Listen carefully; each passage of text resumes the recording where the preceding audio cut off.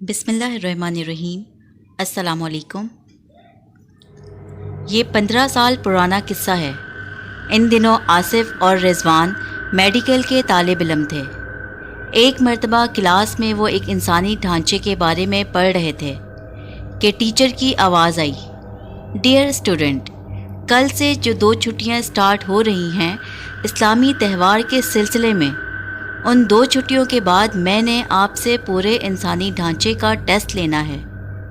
घर आकर आसिफ और रिजवान को पूरा यकीन था कि वो इस टेस्ट में फ़ेल हो जाएंगे, क्योंकि अभी तक इनके जहन में इंसानी ढांचे की खोपड़ी की हड्डियों के नाम और साख्त वाज़िया नहीं हो रहे थे। वो दोनों किताब खोले इंसानी ढांचे पर लिखा हुआ मज़मून पढ़ रहे थे कि अचानक आसिफ बोला, अगर हम कहीं से एक इंसानी खोपड़ी ले आएं तो हमारा काम बन सकता है। हम खोपड़ी को सामने रख कर अच्छी तरह से खोपड़ी की साख्त के नाम याद कर सकते हैं।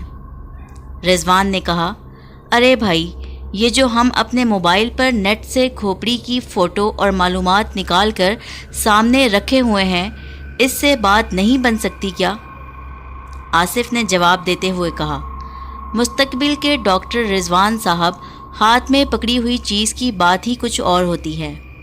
माना कि नेट पर सब कुछ है, मगर ये सिर्फ मोबाइल की स्क्रीन की हद तक है। तुम मेरी बात पर गौर करो तो तुमको समझ आ जाएगी कि जब हम खोपड़ी को अपने हाथ में पकड़कर इसमें मौजूद हड्डियों की साख्त पर गौर करेंगे तो हम कितनी आसानी से अपना टेस्ट याद कर सकते हैं। इस टेस्ट में हम दोनों को अच्छे नंबर लेना लाजमी है, वरना 2 माह कबल जो टेस्ट हुआ था इसमें भी हमारे कम नंबर आए थे और हमारे टीचर डॉक्टर अय्याज साहब हम पर सख्त नाराज़ हुए थे। आसिफ की तकरीर सुनने के बाद रिजवान भी इस बात पर मान गया कि अगर किसी जगह से खोपड़ी मिल जाए तो इनको वाकई बहुत आसानी हो जाएगी अपना होने वाला टेस्ट क्लियर करने में। चंद मिनट बाद रिजवान ने अपना मोबाइल पकड़ा और इसका इंटरनेट बंद करते हुए बोला, तो डॉक्टर आसिफ साहब, ये खोपड़ी वगैरह बाज़ार में तो फ़रोख्त होती नहीं, तो मेरे स्वीट दोस्त ये आएगी कहाँ से? आसिफ बोला, भाई, इस बात का तो एक ही हल है कि शहर से बाहर जो कब्रिस्तान है इसके गोरकन से राब्ता किया जाए। वो मेरा थोड़ा बहुत वाकिफ़ कार भी है। मैं कल छुट्टी कर लूँगा, कल शाम को तुमसे मिलूँगा। बल्कि तुम ऐसा करना कि कल शाम को आ जाना, हम इकट्ठे ही चलेंगे। दूसरे दिन शाम को रिजवान और आसिफ अपनी बाइक पर शहर से बाहर वाले एक कब्रिस्तान में जा पहुँचे, जहाँ का गोरकन आसिफ का थोड़ा बहुत वाकिफ़ कार भी था। गोरकन का मकान कब्रिस्तान के साथ ही था। जब आसिफ के दस्तक देने पर उसने दरवाज़ा खोला तो आसिफ को देखकर वो पहचान गया और बोला, खैर तो है ना आसिफ बाबू, आज कैसे आना हुआ? कहीं कोई फौतगी? आसिफ ने इसकी बात काटते हुए कहा, नहीं नहीं कमरदीन साहब, हमारे यहाँ कोई फौतगी नहीं हुई और सब खैर खैरियत है। बस तुमसे कुछ काम पड़ गया था। क्या हम यहाँ ही खड़े रहेंगे? अरे नहीं बाबूजी, आप अंदर आ जाएं। आज तो वैसे भी मैं अकेला हूँ। मेरी बीवी बच्चों के साथ अपने वालिदैन के घर गई हुई है। गोरकन ये कहता हुआ इन दोनों को अपनी सादा सी बैठक में ले आया। जैसे ही वो चारपाई पर बैठे, गोरकन उनके मना करने के बावजूद बोतल लेने घर के अंदर चला गया। कुछ देर बाद वो नमूदार हुआ तो उसके हाथ में पकड़ी ट्रे में 1.5 लीटर की कोल्ड ड्रिंक की बोतल और 3 गिलास उनको नज़र आए। बोतल पीने के बाद आसिफ अपने मतलब की बात पर आ गया। पहले उसने रिजवान का तारुफ करवाया, फिर अपने मेडिकल कॉलेज में पढ़ने का बताया और फिर असली बात पर आ गया। जब उसने गोरकन से कहा कि हमको एक इंसानी खोपड़ी चाहिए, तो गोरकन ने चौंक कर इन दोनों की तरफ देखा। उसी वक्त आसिफ ने 1000 का नोट ज़बरदस्ती उसकी जेब में डाल दिया। गोरकन ने पहले तो खोपड़ी निकाल कर देने से माजरत कर ली, مگر جب آصف نے اس کو یقین دلایا کہ وہ کھوپڑی کسی غلط مقصد کے لیے نہیں لے جا رہے، وہ میڈیکل کے اسٹوڈنٹ ہیں اور ان کو واقعی ہی تعلیمی سرگرمی میں استعمال کرنے کے لیے کھوپڑی درکار ہے، تو گورکن نے یہ کہتے ہوئے کھوپڑی نکال کر دینے پر رضامندی ظاہر کر دی۔ ٹھیک ہے صاحب، مگر اس کی مزید کچھ قیمت بھی دینی ہوگی۔ آصف نے مزید 2000 روپے اس کو دیے تو اس نے ان کو رات 10 بجے آنے کا کہہ دیا۔ وہ واپس چلے آئے۔ گھر آ کر رضوان نے آصف کو کہا، آصف، میں تو پہلی مرتبہ اتنی رات گئے قبرستان جاؤں گا، کہیں مجھے کوئی روح ہی نہ چمٹ جائے۔ تو آصف ہنستا ہوا بولا، ارے تو میں کیا روز رات کو قبرستان جاتا ہوں؟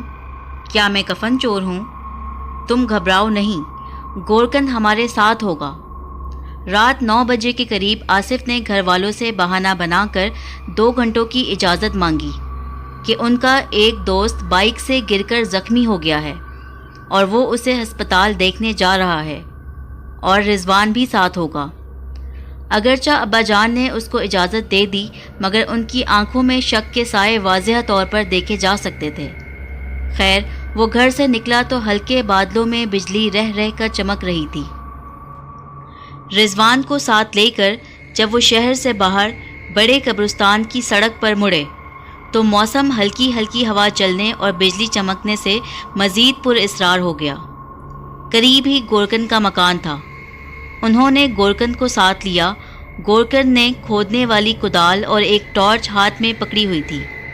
قبرستان کے گیٹ میں داخل ہوتے ہی جب بجلی چمکی تو ایک لمحے کے لیے ان کو قبروں کی طویل قطار نظر آئی۔ تب ان دونوں کے دل خوف سے دھڑک اٹھے اور جسم میں خوف کی لہر دوڑنے لگی۔ پورے قبرستان پر ہولناکی چھائی ہوئی تھی، عجیب قسم کی دہشت تھی۔ رضوان نے ایک لمحے کے لیے سوچا کہ وہ واپس چلا جائے، مگر پھر دوست کے ساتھ ہونے کا حوصلہ پا کر وہ بھی آگے ہی بڑھتا چلا گیا۔ قبرستان کے درخت چمکتی ہوئی بجلی میں نظر آ جاتے، ورنہ ان کے سائے گہرے کالے رنگ کے لگ رہے تھے، جیسے بہت ساری چڑیلیں ایک ساتھ کھڑی ہوں۔ کچھ دور چلنے کے بعد گورکن بولا، صاحب، یہ قبر کسی وقار صاحب کی ہے اور میں نے دیکھا ہے کہ اس کی دیکھ بھال کو اس کے وارث بھی بہت کم آتے ہیں، تو میں آپ کو اس کی کھوپڑی ہی نکال دیتا ہوں۔ یہ کہہ کر وہ اپنا بیلچہ جو اس نے ہاتھ میں پکڑا ہوا تھا اس سے قبر کی مٹی ہٹانے لگا۔ آصف بابو، گورکن نے ہدایت دیتے ہوئے کہا، آپ یہ ٹارچ صرف اس قبر پر رکھو، ادھر ادھر نہ روشنی کرنا۔ رضوان ایک طرف کھڑا یہ خوفناک قبرستان دیکھ رہا تھا۔ ڈر کے مارے اس کا پسینہ چھوٹ رہا تھا، مگر وہ بے عزتی کے ڈر سے واپس نہیں جا رہا تھا۔ تھوڑی دیر میں گورکن نے مٹی ہٹا دی۔ پتھر کی سل اس نے ذرا سی کھسکا کر ہٹائی اور پھر چند منٹوں میں ہی قبر اوپن ہو چکی تھی۔ اب تو ٹارچ پکڑے آصف کا دل بھی نامعلوم خوف سے گھبرا اٹھا۔ قبر کے اندر دیکھنے کی ہمت اس کی بھی نہیں ہو رہی تھی۔ اس نے وقت کاٹنے کے لیے گورکن سے سوال کر دیا، قمردین، تم کو ڈر نہیں لگتا قبرستان میں؟ تو وہ بولا، صاحب، اگر ہم ڈر گئے تو پھر پیٹ کیسے بھرے گا ہمارا اور ہمارے بچوں کا؟ ہمارے تو باپ دادا کا یہی کام ہے جو کہ اب میں کر رہا ہوں۔ کچھ دیر بعد گورکن نے جب اپنا ہاتھ قبر سے نکالا تو اس کے ہاتھ میں خربوزے کی طرح پکڑی ہوئی کھوپڑی دیکھ کر رضوان تو رضوان، آصف بھی گھبرا گیا۔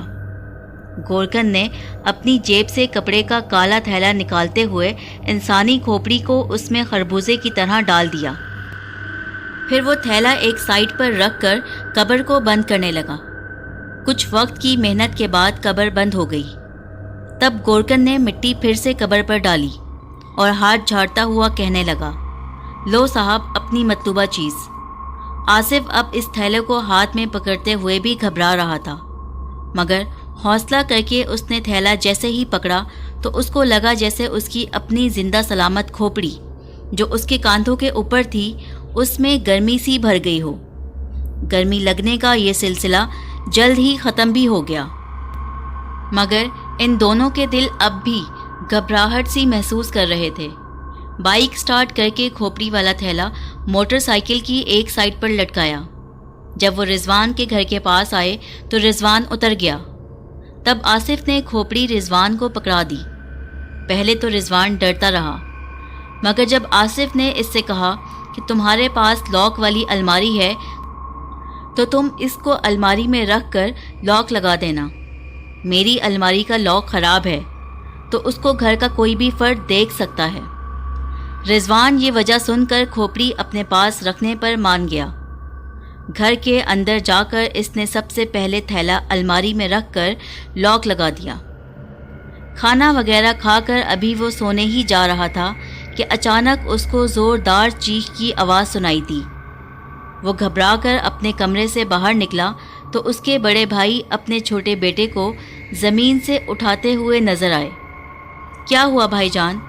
घबरा के बोला। उसी वक्त उसको अपने भतीजे के सर से खून निकलता दिखाई दिया। ये क्या हुआ भैया? वो चिल्लाया। जल्द ही उसे मालूम हो गया कि उसका भतीजा सहन से अंदर बरामदे में दाखिल हो रहा था कि उसके सर पर छत से सीमेंट का दरमियानी टुकड़ा टूट कर आ लगा, जिसकी वजह से उसके सर पर चोट आई। फटाफट मोहल्ले के मुकामी डॉक्टर को बुलाया गया, जिसने बच्चे को अपने छोटे से क्लिनिक पर ले जाकर उसकी मरहम पट्टी की। खुदा का शुक्र है कि सर की हड्डी टूटी नहीं, मुकामी डॉक्टर बोला। बच्चे को घर वापस लाया गया तो काफ़ी रात हो चुकी थी। बच्चे को जो दवा दी गई थी उसमें सुकून की दवा शामिल होने की वजह से वो जब सोने लगा तो रिजवान खुदा का शुक्र अदा करता हुआ अपने कमरे में आ गया कि बच्चा बच गया है। कमरे में आकर उसको एक अजीब सा ख्याल आया कि आसिफ और उसने क्योंकि मुर्दे की खोपड़ी निकाली थी कब्र से, तो हो सकता है कि घर में बच्चे को जो चोट लगी है उसके सर पर, तो क्या ये कोई अजाब या इंतकाम है मुर्दे का? अभी वो ये सोच ही रहा था कि उसके मोबाइल पर आसिफ का फ़ोन आने लगा।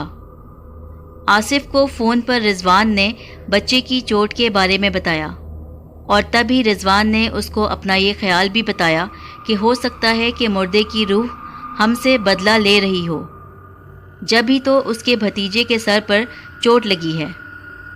आसिफ ये सुनकर बहुत हंसा। अरे बाबा, ये 21वीं सदी है, यहाँ रूहें वगैरह इंतकाम नहीं लेती। वैसे भी ये कोई सन 1800 का ज़माना तो नहीं है जहाँ तुम मुझे मुर्दे और रूहों से डरा रहे हो। जनाब रिजवान साहब, मुस्तकबिल के डॉक्टर साहब, अगर तुम्हारा ये ही हाल रहा तो तुम आगे डॉक्टर कैसे बनोगे? तुम तो अपने मरीज़ को अगर किसी वजह से वो मर गया देखकर अस्पताल से ही भाग जाओगे। आसिफ रिजवान की बात पर दिल खोल कर हंसा। आखिर में उसने ये कहते हुए फ़ोन बंद कर दिया। खोपड़ी निकाल कर सामने रख कर इसकी साख्त पर गौर करने का मंसूबा मेरा था। अगर मुर्दे को इंतकाम लेना है या डराना है तो मुझको डराए। आसिफ को क्या मालूम कि वो जिन बातों को मजाक में कहे जा रहा था, तकदीर बहुत जल्द उनको सच करने वाली है। Okay, good by doctor Rizwan, कल मिलेंगे। मैं 10 बजे आपकी तरफ आऊँगा। ये कहकर उसने फ़ोन बंद कर दिया। रिजवान ने भी फ़ोन बंद करके एक तरफ रखा और फिर वो ये सोचते सोचते ही सो गया कि मैं बिला वजह ही डर रहा हूँ। भला जो ज़माना आजकल चल रहा है, इतने जदीद ज़माने में रूहों और मुर्दों का क्या डर। रिजवान का फ़ोन एक ज़ोरदार आवाज़ से बज उठा। वो गहरी नींद से थोड़ा जागा, फिर उसने एक हाथ आगे करके ये देखे बिना ही कि इस सख्त मौसम में कौन इसको कॉल कर रहा है, उसने फ़ोन ऑफ कर दिया और सो गया। अभी उसको सोए हुए 15 मिनट ही हुए थे कि उसके कमरे का दरवाज़ा एक धमाके से खुला। उसके बड़े भाई की बौखलाई हुई आवाज़ ने रिजवान को जगा दिया। उसके सोए हुए दिमाग में रिजवान के बड़े भाई की आवाज़ जब आई तो वो उठकर बैठ गया। क्या हुआ भैया? रिजवान जल्दी उठो। गहरी नींद से जागे रिजवान के दिमाग में ये बात आई कि कहीं उसके भतीजे की तबीयत तो मज़ीद ख़राब नहीं हो गई। भैया, क्या वसीम ठीक है? उसने पूछा। हाँ वसीम ठीक है, तुम जल्दी बाहर आओ, आसिफ की तरफ जाना है। आसिफ की तरफ? क्यों, क्या हुआ? इस वक्त तो सुबह के 5 बजे हैं। रिजवान, ज़्यादा सवाल मत करो, लगता है तुम्हारा दिमाग अभी तक सो रहा है। तुमको आसिफ के अब्बू ने फ़ोन भी किया था, मगर तुमने फ़ोन ही ऑफ़ कर दिया। तब उन्होंने हमको इमरजेंसी में इत्तला दी। आसिफ अब इस दुनिया में नहीं रहा। भैया ने एक बम रिजवान के ऊपर गिरा दिया। आसिफ को क्या हुआ भैया? वो जनूनी अंदाज से चिल्लाया। सब्र करो मेरे भाई। आसिफ रात कमरे में सोया था कि अचानक उसके कमरे से ज़ोरदार आवाज़ आई। तो उसके दोनों भाइयों और अब्बू उसके कमरे में जब गए तो उन्होंने एक हौलनाक मंजर देखा कि कमरे की छत से पंखा टूटकर आसिफ के सर पर लगा हुआ है और बेचारा आसिफ सोते में ही अपनी खोपड़ी टूट जाने से ये दुनिया छोड़कर चला गया। रिजवान ने ये हौलनाक बात सुनी तो उसका दिल भी हौलने लगा। बेहोश होते होते उसके दिमाग में सिर्फ एक ही बात चल रही थी कि जिस मुर्दे की खोपड़ी उन दोस्तों ने निकाली थी, आखिरकार उसने अपना इंतकाम आसिफ से भी ले लिया और अब उसकी बारी है। आसिफ की खोपड़ी तो टूट गई और वो दुनिया छोड़कर चला गया, मगर मुर्दा अब उसको नहीं छोड़ेगा। जब रिजवान को होश आया तो उसके अजीज़ तरीन दोस्त का जनाजा तैयार था। अगरचा उसकी तबीयत भी बहुत ख़राब थी, मगर उसने ज़िद करके अपने दोस्त की डेड बॉडी देखी। चेहरा तो कपड़े के नीचे छुपा दिया गया था, क्योंकि खोपड़ी की हड्डी टूट जाने से चेहरा देखने के काबिल नहीं था। इत्तफाक देखें कि आसिफ का जनाजा भी उसी कब्रिस्तान में गया जहाँ से 24 घंटे पहले खोपड़ी निकाल कर ले गया था, और उसकी कब्र भी उसी कतार में थी जिसके शुरू में आसिफ और रिजवान एक पुरानी कब्र से खोपड़ी निकाल कर लेकर गए थे। आसिफ के जनाजे पर रिजवान को तो ना ले जाया गया कि बेपनाह सदमे से उसकी तबीयत ख़राब थी। आसिफ की अलमनाक मौत लोगों के लिए तो पंखा गिरने से हुई थी, मगर सदमे से गुमसुम रिजवान अच्छी तरह जानता था कि ये पंखा भी मुर्दे के इंतकाम की वजह से गिरा था, और गिरा भी ठीक उसी जगह, यानी खोपड़ी पर। मुर्दे की भी वो खोपड़ी ही निकाल कर लाए थे।